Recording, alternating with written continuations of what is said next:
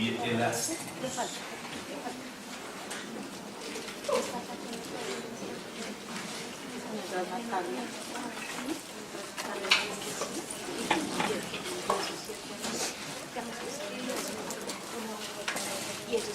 Bien,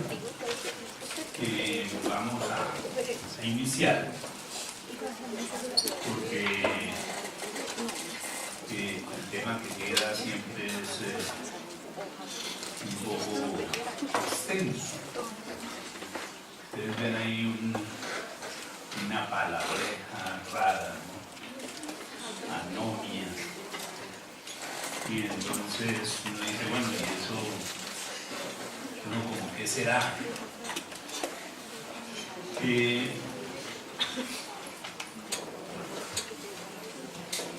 Yo voy a empezar aquí con una cita del fundador de una comunidad religiosa que es la comunidad jesuita. Ignacio de Loyola, cuando crea la comunidad jesuita, la crea sobre un principio fundamental, que es el principio de la obediencia. No debemos olvidar que los jesuitas tienen una organización militar y que se organizaron como comunidad precisamente para la guerra, para la participación en las cruzadas. Entonces, para ellos el problema de la obediencia es un problema fundamental. Entonces, decía Ignacio de Loyola a sus integrantes de la comunidad: actúas y piensas como aquel que te pide hacer las cosas, como aquel a quien amas. Eres un báculo sin voluntad, como un cadáver. Esa es un llamado a la obediencia. Así tienen que actuar los jesuitas. Toda su voluntad se enajena al superior. Y esa obediencia puede resultar tremendamente peligrosa. Tremendamente peligrosa. Los que se quieran ir ahora a entretenerse, les recomiendo que se busquen, puede ser en YouTube, puede ser en Netflix, una película alrededor de ese concepto que se llama Los riesgos de la obediencia. Este me está saliendo corriendo solo, parece un estudiante. Ya quiere terminar.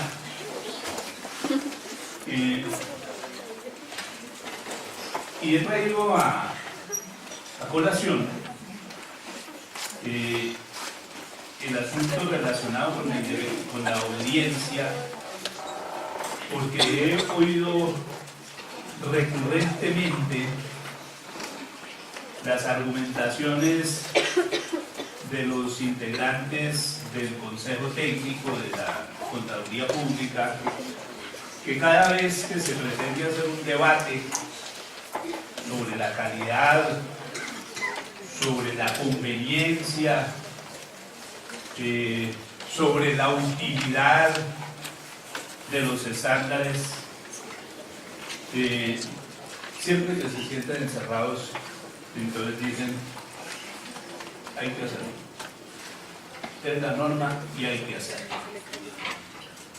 Y eso me parece que debe llamar nuestra atención, resulta que ese problema de los estándares internacionales jurídicamente apareció con una norma, la ley 1314 de 2009, que llegó y dijo que Colombia debería realizar un proceso de convergencia a estándares con reconocimiento mundial sobre contabilidad, información financiera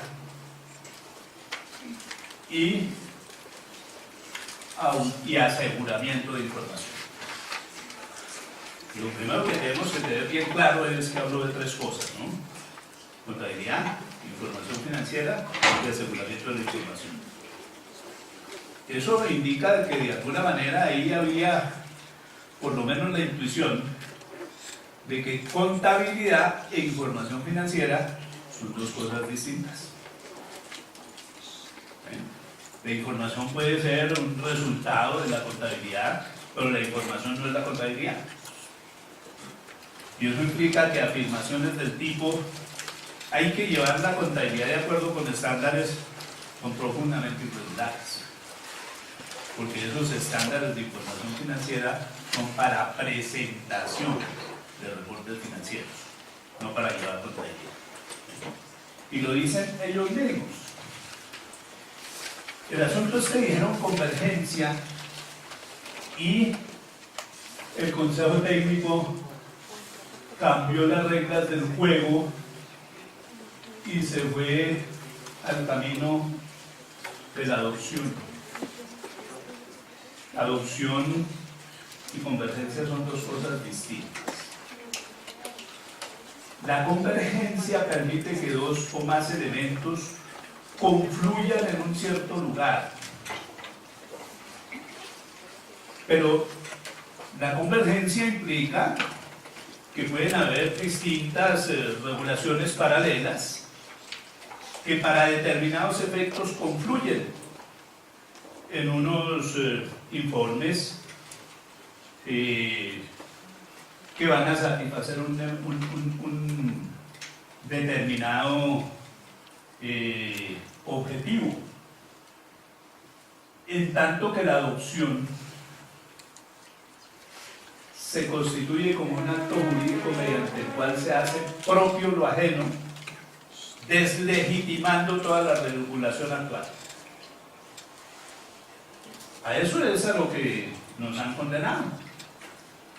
Entonces, nosotros vemos que cuando un modelo es jurídicamente adoptado y entra en contradicción con otro jurídicamente establecido, se da lugar a una contradicción, a una dualidad normativa que termina estableciendo como aquello de las leyes de la física, ¿no? Los polos iguales se repelen. Aquí las normas contradictorias se neutralizan y terminamos en una situación de anomía, es decir, en una regulación sin normas, porque si cumplo uno, violo la otra, si cumplo la otra, violo la una. Resulta que nosotros hablamos mucho de la calidad normativa. El Consejo Técnico mantiene diciendo que todo lo que ellos han hecho es perfecto. La OCDE emitió hace algún tiempo un documento que establece estándares de calidad normativa, estándares de calidad de la regulación. Colombia acogió ese documento de la OCDE porque como estamos obnubilados por entrar a ser parte de la OCDE, y emitió una política pública a través de un documento COMPES, que ustedes van a encontrar en el material de estudio, donde dijo: yo voy a aplicar estándares de calidad normativa. Entonces vamos a mirar algunos elementos relacionados con esos estándares de calidad normativa. ¿Cuáles son los componentes de ese documento? Plantea 3 grandes categorías: pilares, objetivos y estándares. Entonces nos dice, los pilares de la calidad normativa es: 1, el aseguramiento del ordenamiento jurídico, y 2, el análisis de impacto normativo. ¿Qué es eso del aseguramiento del ordenamiento jurídico? Es la garantía de que la regulación es coherente, que en el proceso de regulación no se incorporan contradicciones. Ya vamos a ver si eso lo ha cumplido el Consejo Técnico y entonces quedamos nosotros. Y el análisis de impacto normativo implica que antes de emitir una norma, el Estado debe hacer unos estudios para medir cuál es el impacto de la aplicación o de la potencial aplicación de esa norma en el país. Yo tengo que decir que esos estudios, que están consagrados en la Ley 1314 como requisito para que el Consejo Técnico recomiende al gobierno la adopción de normas, nunca se ha elaborado. Yo le he presentado unos 5 derechos de petición al Ministerio de Comercio, Industria y Turismo, solicitándole que me entregue copia de los estudios de impacto. Siempre me contestan lo mismo: las copias se expiden a su costa. Me he gastado más de 10 millones de pesos pagando copias y no me han entregado ningún estudio de impacto. Llegan y me entregan unos paquetes así. La adopción de estándares en Rusia, la adopción de estándares en Turquía, la adopción de estándares en China. Por Dios, esto es Colombia. ¿Cuál es el impacto de la aplicación de esos estándares aquí? No hay ni un solo estudio, ni uno solo. Y como la ley dice que es un requisito previo a la emisión de normas, el estudio, la realización del análisis de impacto, y esa norma no se cumplió, las normas reglamentarias son ilegales. Tenemos que darles un soplito para que caiga. Son ilegales. Objetivos: corregir causas y no síntomas de los problemas.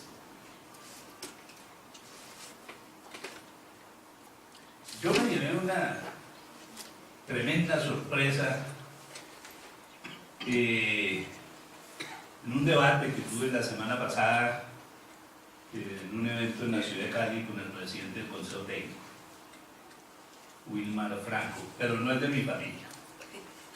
Declararlo.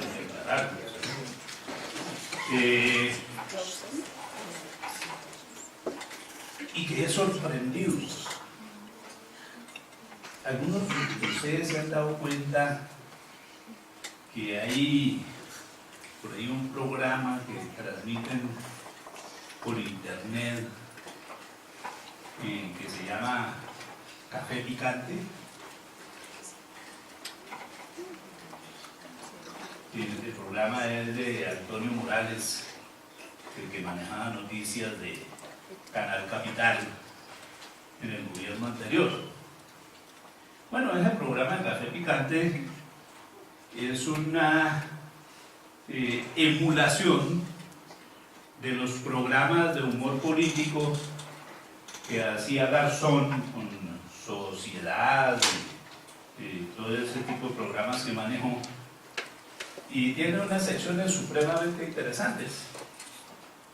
Una de sus secciones más interesantes se llama Inteligencia Superior. Inteligencia Superior. Entonces sacan frases célebres, ¿no? Como la frase del presidente Bush en un discurso a la nación, donde dijo que el pueblo estadounidense puede tener la seguridad de que todas nuestras importaciones provienen del exterior. Frase célebre. Pues el presidente del Consejo Técnico hizo una manifestación que yo voy a llevar allá, Inteligencia Superior. El fundamento estratégico de los estándares internacionales son los objetivos de desarrollo sostenible de las Naciones Unidas. Imagínense ustedes, desarrollo sostenible. Yo lo culminé a que me mostrara una sola norma donde se preocupara, por ejemplo, por recursos naturales, los recursos de la cultura, ¿verdad? Pero como estamos en el mundo de la posverdad, eso a mucha gente le llega, ¿no? Los estándares internacionales son para desarrollar los objetivos del desarrollo sostenible, tenemos que estar comprometidos ahí, ¿eh? Ese es el mundo de la posverdad. Y uno de los elementos que dicen ellos que persiguen con la implementación de estándares internacionales es el combate a la corrupción. Yo tengo un criterio distinto. Los estándares internacionales son una palanca de la corrupción. Y el asunto es muy sencillo. Los administradores tienen obligación de rendirle cuenta a los socios. ¿Qué es eso de rendir cuentas? Informarle a los socios qué hicieron con los recursos que le encargaron manejar durante un periodo. Y eso lo pueden hacer con información de pronósticos. Yo voy a rendir cuenta y voy a decirles, yo creo que estos activos los vamos a vender van a rendir cuentas. Y cuando se elimina la posibilidad de que los administradores le rindan cuenta a los inversionistas, se forma un caldo de cultivo para todas esas cosas que estamos viendo en términos de la corrupción que se da a partir de las empresas. El presidente de la República tiene la función de realizar actividades de inspección, control y vigilancia de las actividades de las instituciones privadas. Herramienta fundamental, la contabilidad. ¿Por qué? Porque la contabilidad debe representar hechos, pero cambiaron la contabilidad de hechos por contabilidad de pronósticos. ¿Puede?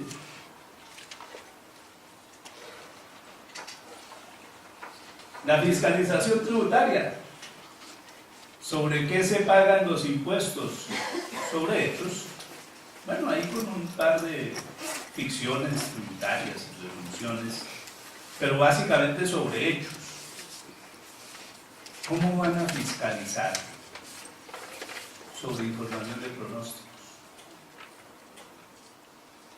Entonces ellos dicen, no, pues fácil, con la conciliación. Eso es complicar las cosas. Lo más grave en el sector público, donde hay un COMPES que dice el objetivo de la contabilidad es el control. Se puede controlar con información de pronósticos.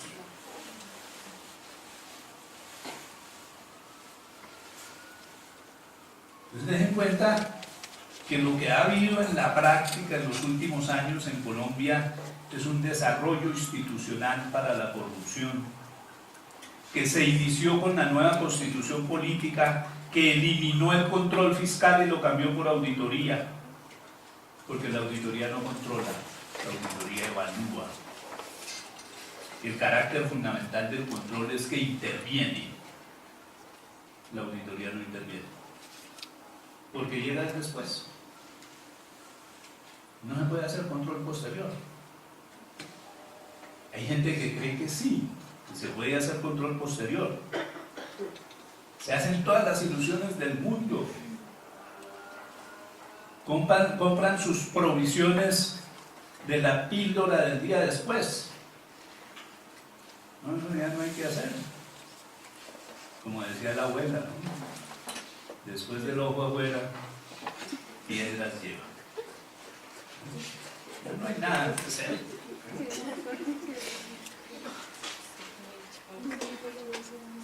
No hay fortalecimiento de la confianza y la objetividad y la transparencia del sistema normativo, que era lo que tenía que cumplir. ¿Y cuáles son los estándares que se deben cumplir? Eficiencia económica y social. Los estándares no contribuyen a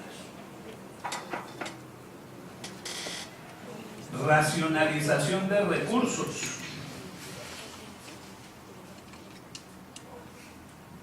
Yo controlo con hechos, no con pronósticos. Y es con hechos que proyecto. Consistencia con el entorno. Eficacia jurídica, ese es uno sumamente interesante. El señor superintendente de sociedades nos decía por ahí en alguna reunión, en alguna discusión, es que eso de los estándares internacionales de información financiera es tan bueno que las NIF plenas, o sea, el grupo 1, está integrado por 1.672 empresas. Incluso la superintendencia tiene publicada la lista, con dirección y nombre del representante legal si quieren mandar sus propuestas. Y se acogieron 3.700. Y la gente quiere tanto esto que sin estar obligados están acogiendo los estándares. Y entonces yo hice la pregunta, ¿me podría informar, señor superintendente, cuántos de esos 3.700 al establecer las políticas contables determinaron que el reconocimiento lo iban a hacer con base en costo histórico? Se quedó callado. Yo pregunté porque yo ya sabía. El 78%. Es decir, lo que ha hecho la gente es tomar una opción de resistencia civil a través de las políticas contables para no meterse en ese galimatías. Eso quiere decir, la norma no es eficaz. No es eficaz. Esto está andando solo, yo no sé qué será lo que le pasa.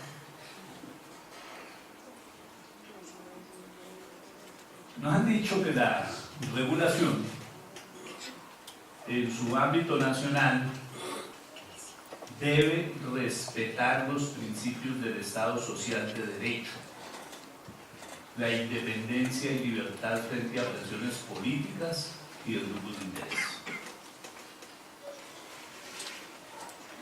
¿Cuál es el presupuesto fundamental del Estado social de derecho? Todos los ciudadanos tienen los mismos derechos y obligaciones que están establecidos en normas de derecho positivo, normas taxativas que determinan los derechos y obligaciones. ¿Cómo funcionan los estándares internacionales? Los estándares internacionales no son internacionales, porque no son emitidos por ningún organismo internacional, son emitidos por un organismo privado extranjero, una fundación, un organismo privado extranjero. Y no son estándares, porque un estándar establece unos parámetros técnicos.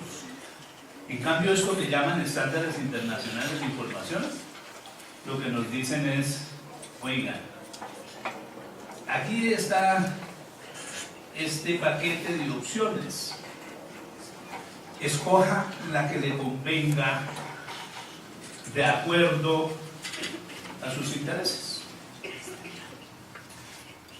Incorpore lo que le convenga de este marco en sus políticas contables. Es decir, ninguna empresa aplica estándares internacionales. Las empresas aplican políticas contables que deben enmarcarse en los estándares internacionales. Y esas políticas contables son supremamente curiosas. Voy a apelar al ejemplo de siempre, al más fácil, porque todos los docentes tenemos que utilizar ejemplos fáciles. Porque qué tal uno ponerse a inventarse un ejemplo complejo y que le quede grande. Qué pena con ustedes. Son ejemplos fáciles. Regla número 1 de la docencia. Y al 16. Usted podrá reconocer la propiedad, planta y equipo al costo o al valor razonable. ¿Cuál que usted quiera?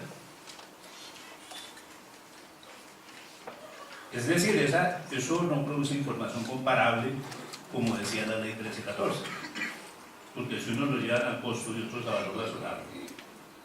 Pero a mí me podrían decir, bueno, los que lo llevan a valor razonable, entonces la información sí es comparable. 132 métodos de valoración, yo puedo utilizar el que me guste, y si no me gusta ninguno de los 132, puedo crear el mío,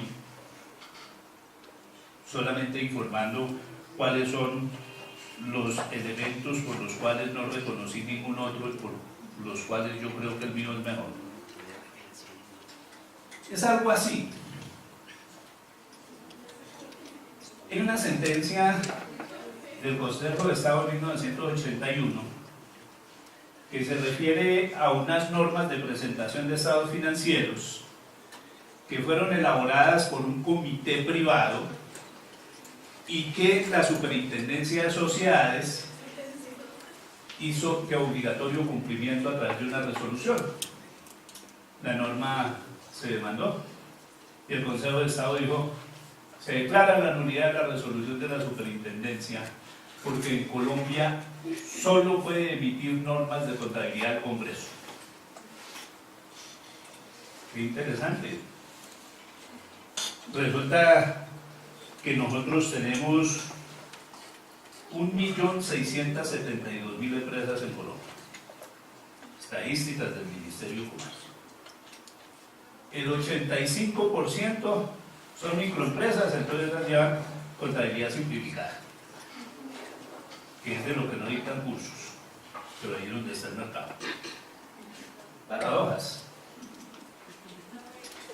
De tal manera que las pymes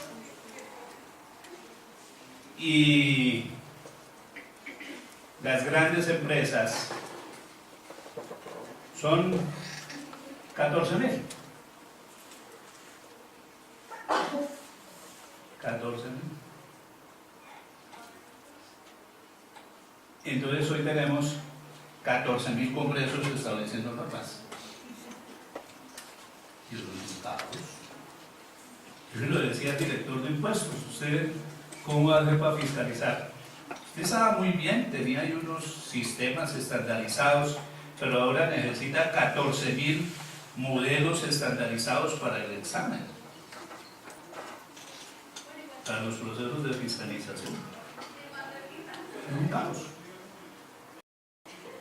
Un absoluto caos que rompe con los fundamentos del Estado Social de Derecho. Rompe con los fundamentos del Estado Social de Derecho. Institucionalmente, las normas se deben emitir mediante mecanismos institucionales de alta jerarquía, es decir, que tengan un posicionamiento alto en la estructura del Estado. ¿Y quieren que les cuente una anécdota? Los miembros del Consejo Técnico de la Contaduría Pública no son funcionarios del Estado, son contratistas. Contratistas cumpliendo funciones públicas. Otra violación flagrante de la ley.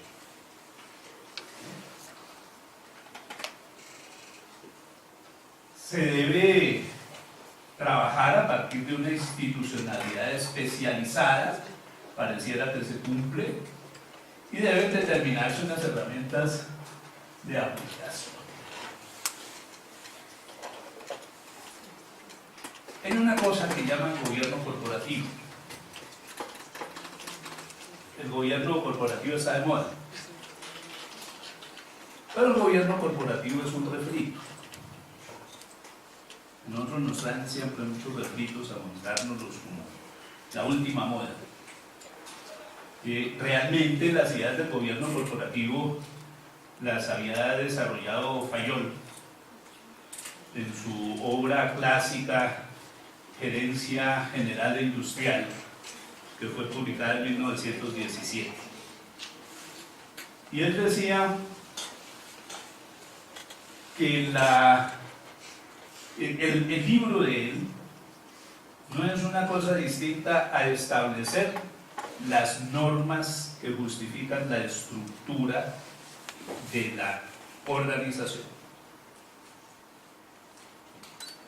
Hoy se entiende que gobierno corporativo es el sistema de normas que regulan la estructura y el funcionamiento de las organizaciones. Eso es gobierno corporativo.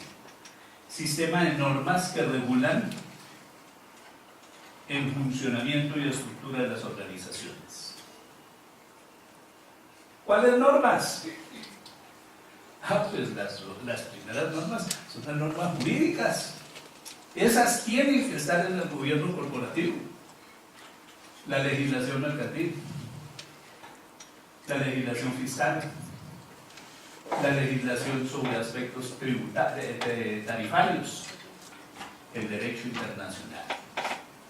Una mirada muy rápida. ¿Cuál es el enfoque de la contabilidad en el Código de Comercio? Forense, prudencial. Es decir, constructora de pruebas para altos objetivos de la sociedad. Es la característica de lo que dice nuestro Código de Comercio.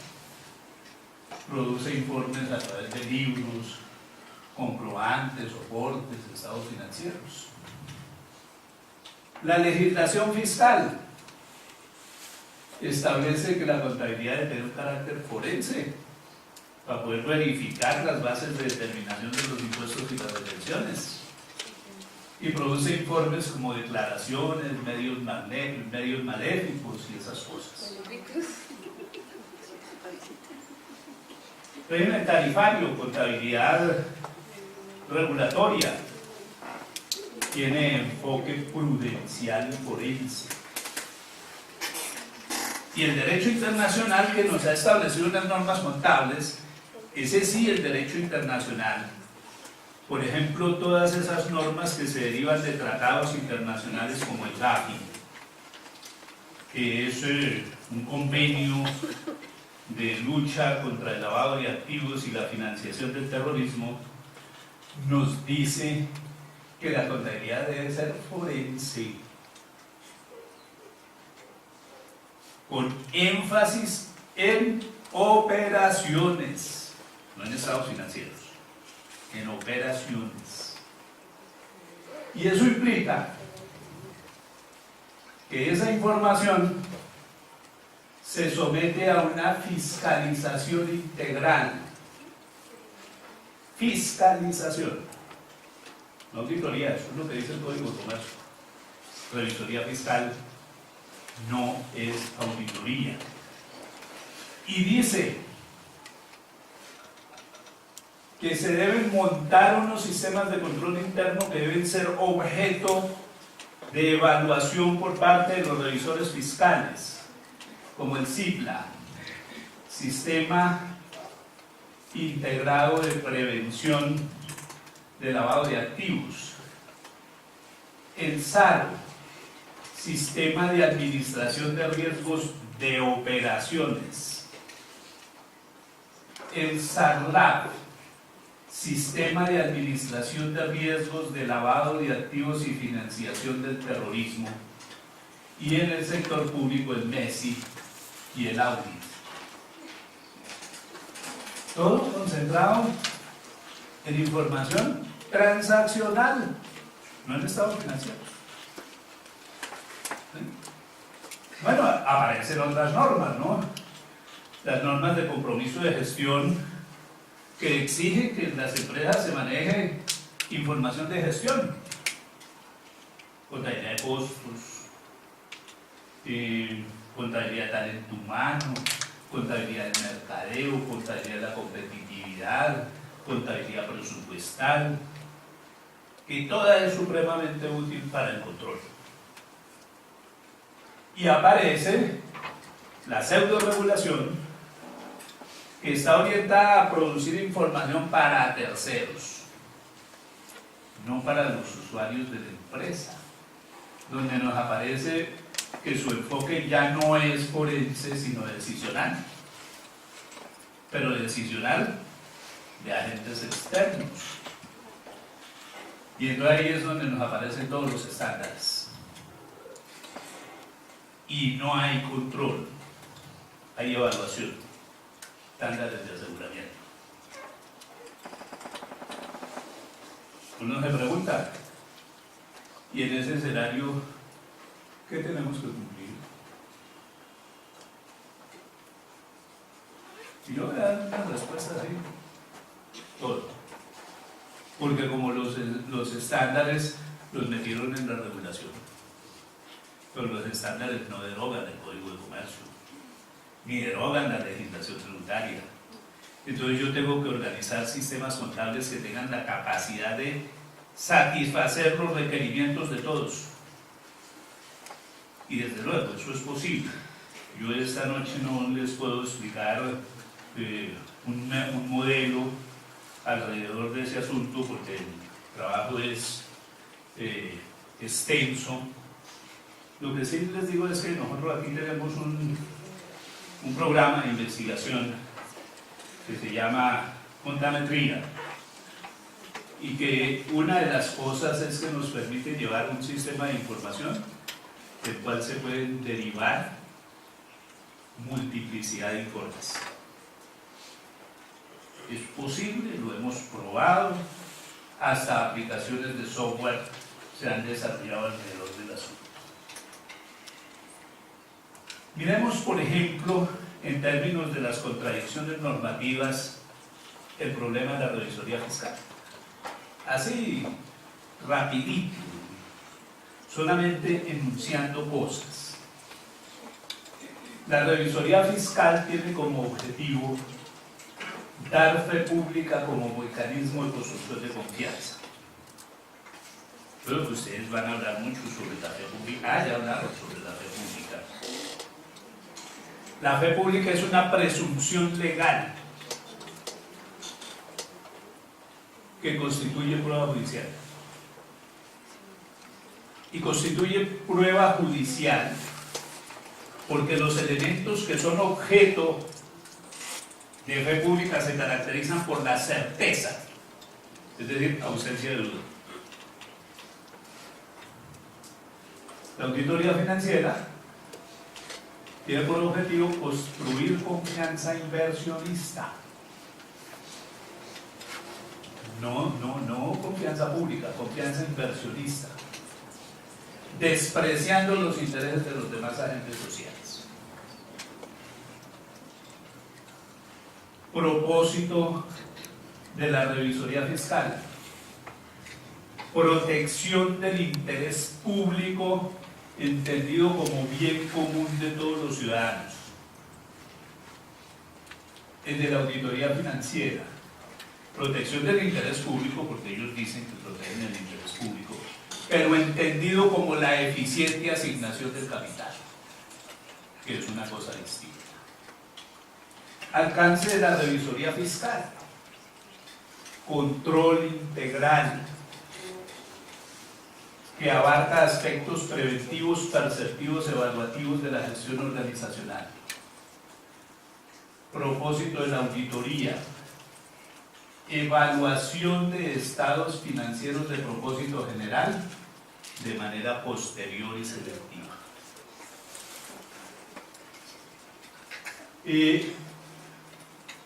Coherencia: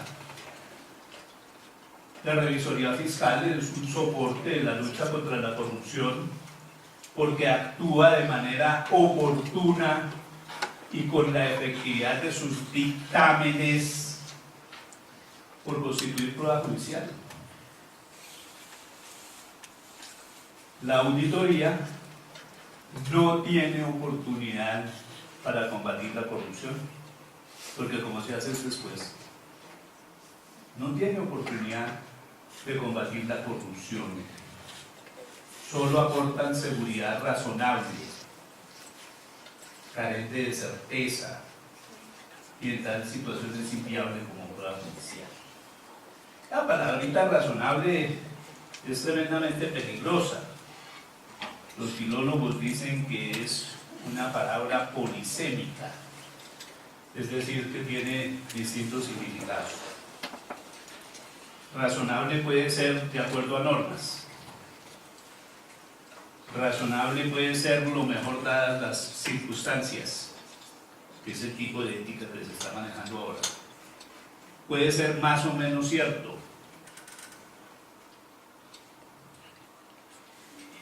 El sentido tradicional de la razonabilidad ha sido ese último, más o menos cierto. Pero más o menos es un campo.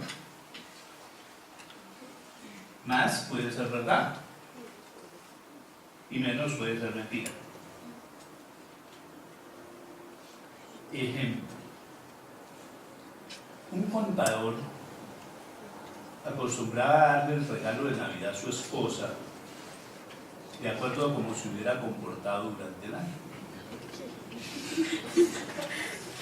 Entonces, en un año determinado hizo un examen exhaustivo del comportamiento de su esposa y verificó que ella le había sido fiel 321 días, 11 horas, 25 minutos, 32 segundos, 4 décimas, porque el examen fue exhaustivo.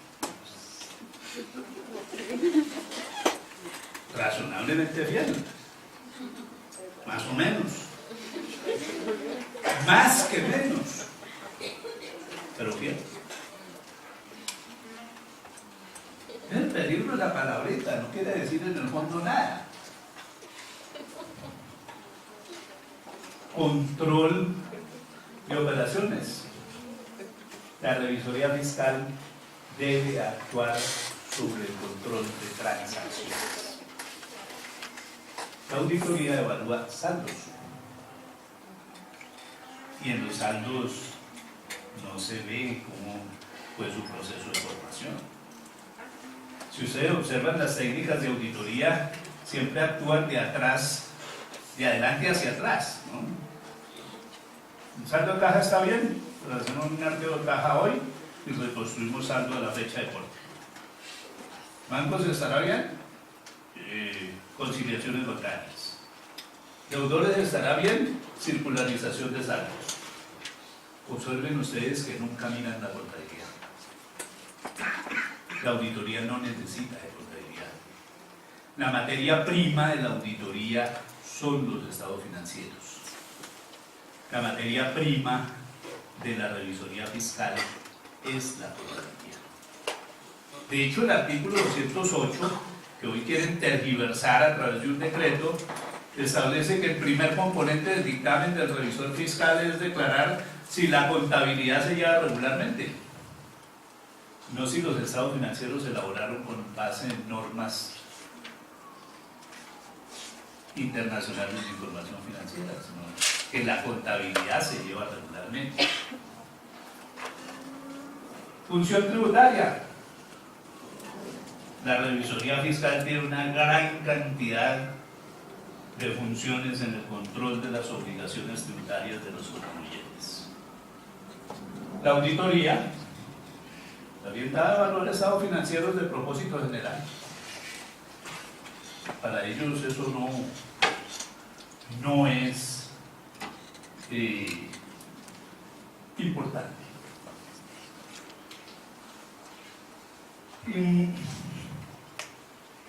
Entonces nos han dicho,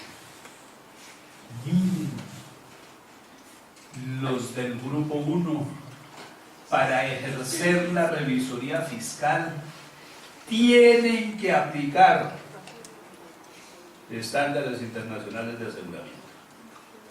Y los del grupo 2 que superen unas cuantías, tienen que aplicar estándares internacionales de aseguramiento.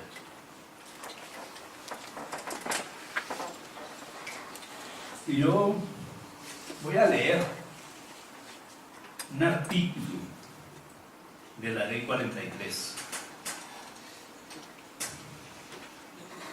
La sociedad en general y las empresas en particular son unidades económicas sometidas a variadas influencias externas. El contador público, en el desarrollo de su actividad profesional, deberá utilizar en cada caso, deberá utilizar en cada caso los métodos de análisis y evaluación más apropiados para la situación que se presenta, dentro de lineamientos dados por la profesión, no por la legislación. Y podrá además recurrir a especialistas de disciplinas diferentes a la contaduría pública, y ojo a eso, y a la utilización de todos los elementos que la ciencia y la técnica ponen a su disposición. Conclusión de ese artículo: solamente mirando ese artículo, ningún decreto puede obligar a los contadores a aplicar esos estándares, porque la ley le ha dicho que apliquen lo que sea más conveniente de acuerdo a las circunstancias, y que en eso más conveniente incorpore siempre los productos de la ciencia y la tecnología. Y precisamente los estándares nos evitan que apliquemos los productos de la ciencia y la tecnología, porque suponen que tenemos que aplicar eso.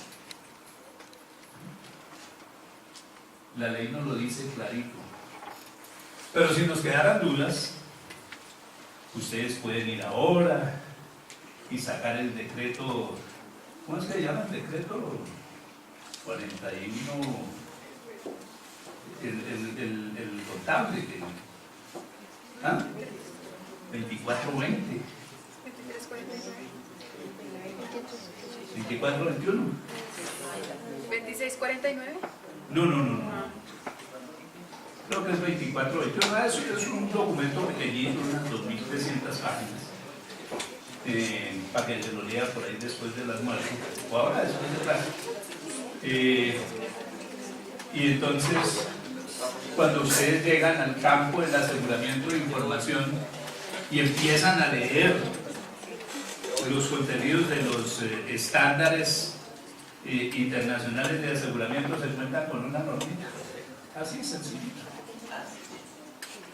Cuando existan contradicciones entre estos estándares y la legislación nacional, prevalece la legislación nacional. Lo dice el propio estándar. Y nosotros comiéndole cuenta al Consejo Técnico, tenemos que trabajar es con eso. Y trabajar con eso nos pone en grandes riesgos, grandes riesgos.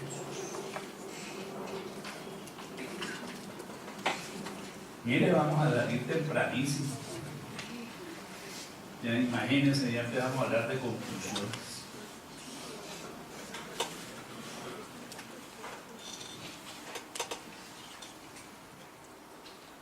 Eso le pasa a uno por depender del PowerPoint, ¿no? Se va volviendo uno como un profesor karaoke. Le quitan el guión, queda mudo. Entonces parece que voy a terminar supremamente rápido. Se me acabó el guión. ¿Cuáles son las conclusiones de ese proceso que se llama de convergencia, pero es realmente de adopción? Hay una deslegitimación del Estado social de derecho. ¿Por qué? Porque la regulación es sustituida por la autorregulación. Los estándares internacionales son sistemas de autorregulación. Segundo, hay un problema de administrativización del derecho, que es una práctica muy propia de las dictaduras, cuando se rompe la estructura funcional de las ramas del poder público. Emitir normas es un problema legislativo, un problema de la rama legislativa del poder público. Y aquí, a través de la reglamentación a través de la cual le tuercen el pescuezo al espíritu de las leyes, el que está regulando es el gobierno, y no es en el marco de una democracia lícito que el gobierno ejerza poder legislativo, ni judicial, que también lo está haciendo. La Superintendencia de Sociedades se volvió un juzgado de conflictos mercantiles. Hay una deslegitimación del ordenamiento jurídico. ¿Sí? Yo cojo el artículo 207 del Código de Comercio, que me dice cuáles son las funciones de los revisores fiscales, lo confronto con los objetivos de la auditoría, y esas son dos cosas totalmente distintas.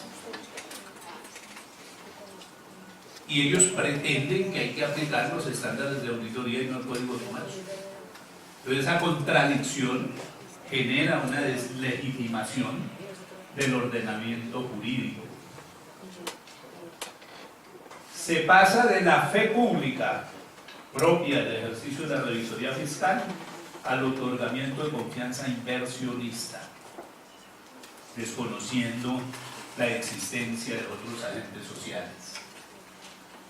Se pasa del control integral a la evaluación de información financiera. Se inhabilita a la lucha contra la corrupción. Se sustituye el control transaccional a la evaluación de resultados. Ahí te doy un error, no es al control de resultados, es a la evaluación de resultados. El control tributario queda en el limbo.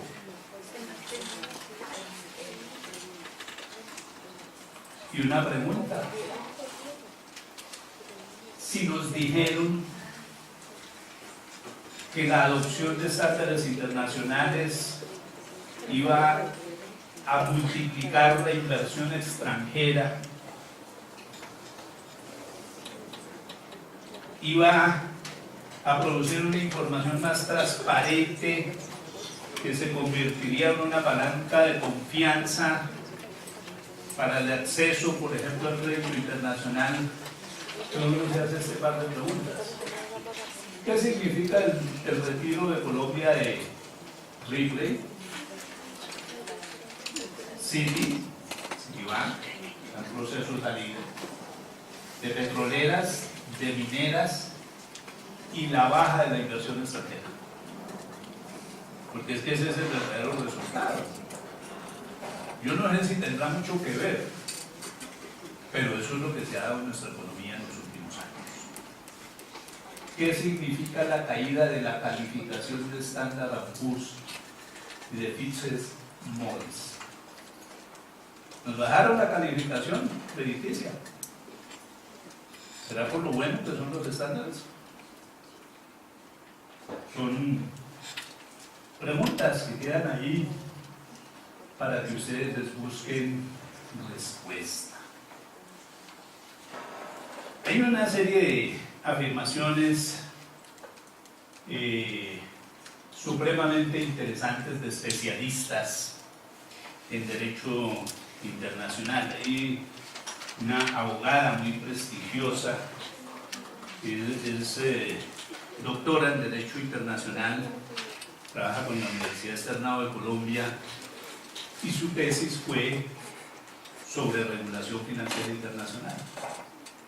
Estas cosas que voy a plantearlo ahí son tomadas del libro de ella, Adriana Zapata. Hay una serie de factores que establecen que la autorregulación es ineficaz. ¿Cuáles? Reconocimiento legal y acceso a la justicia. La legislación civil y penal están arraigadas en normas nacionales. Yo conozco una sentencia sobre un problema que hubo con una fusión empresarial, donde se acordó que la empresa absorbente iba a pagarle a los socios de la absorbida un valor calculado por el método EBITDA, calculado sobre estados financieros elaborados con base en estándares internacionales de información financiera. Para el adquiriente el negocio no salió tan bueno.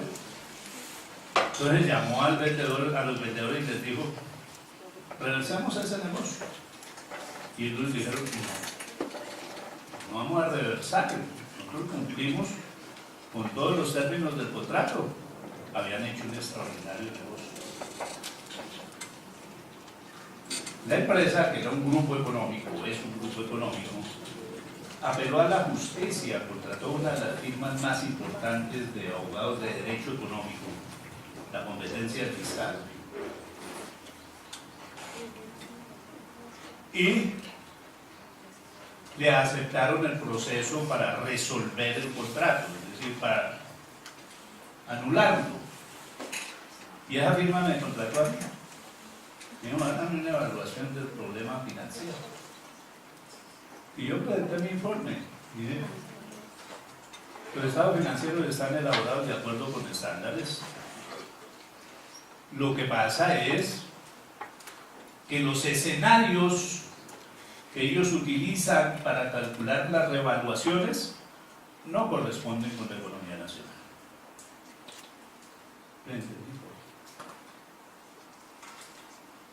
el juez ordenó la resolución del contrato.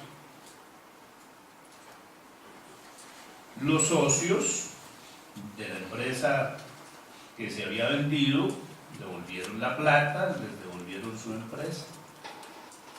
Pero al contador y al revisor fiscal que elaboraron esos estados financieros, los encausaron penalmente.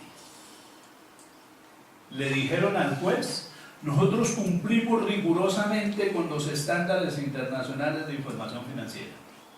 Y el juez les dijo: lamento mucho decirles que ustedes no están aquí para responder por conductas profesionales, están aquí para responder por conductas penales. Porque eso que ustedes llamaron valor razonable, en una aplicación del Código Penal se llama estafa. Y los dos están en vacaciones no remuneradas, con alojamiento y alimentación incluida. ¿Por qué?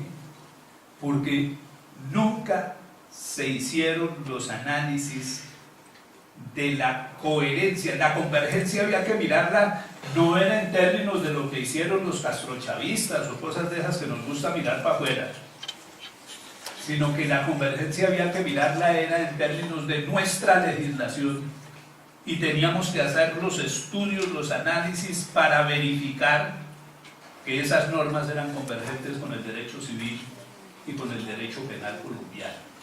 Y los estudios no se hicieron. La estructura tributaria está anclada en normas nacionales.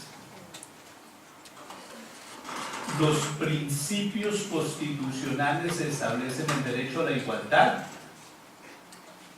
y la autorregulación elimina ese derecho a la igualdad. La autorregulación impide la existencia de normas homogéneas, y la autorregulación estratificada, eso de los grupos, pues también impide la existencia de normas homogéneas. La regulación es autopoyética, es decir, autorreferencial. Se construye de acuerdo a las necesidades del emisor de información y no de acuerdo a las necesidades de la sociedad. Son una serie de problemas graves que tiene esa regulación.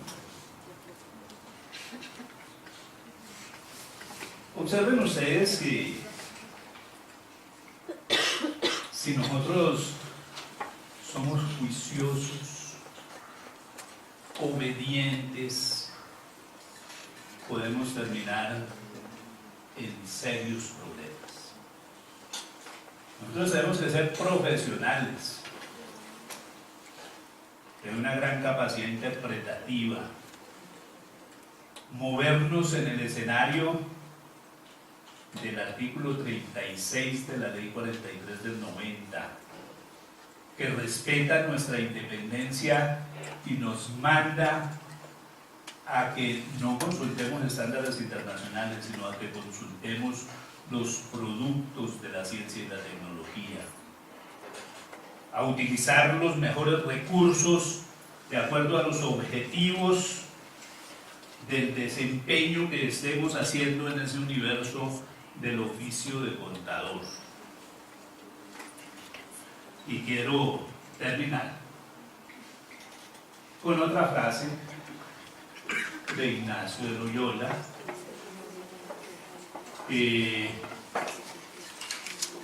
por supuesto orientada a la promoción de la obediencia y de cómo terminamos siendo nosotros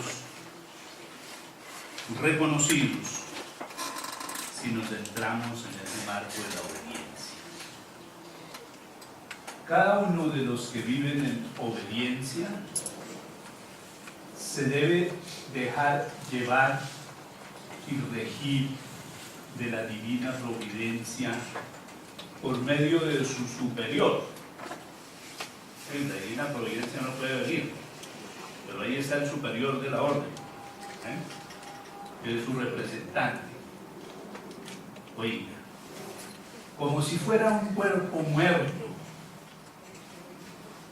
que se deja llevar a donde quiera y tratar como quiera. O como un bastón de hombre viejo, que en donde quiera y en cualquier cosa que de ayudarse querrá, el que le tiene en la mano le sirve. ¿Hemos visto? Dos regulaciones paralelas, contradictorias. Estamos en el mundo de la anomia. Si cumplimos una regulación, violamos la otra. Si cumplimos la otra, violamos la una. ¿Cuáles van a ser nuestras decisiones? ¿Ser obedientes o ser íntegros e independientes?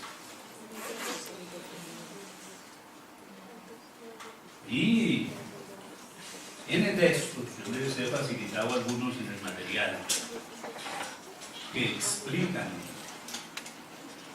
cómo muchas veces la desobediencia es el valor ético fundamental.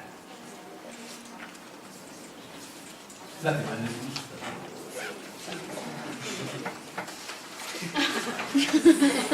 Etcétera. Uno siempre dice etcétera cuando no sabe más.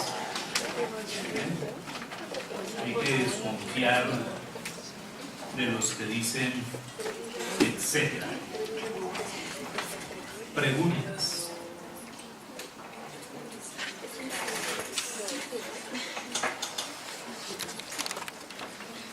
Intervenciones, protestas.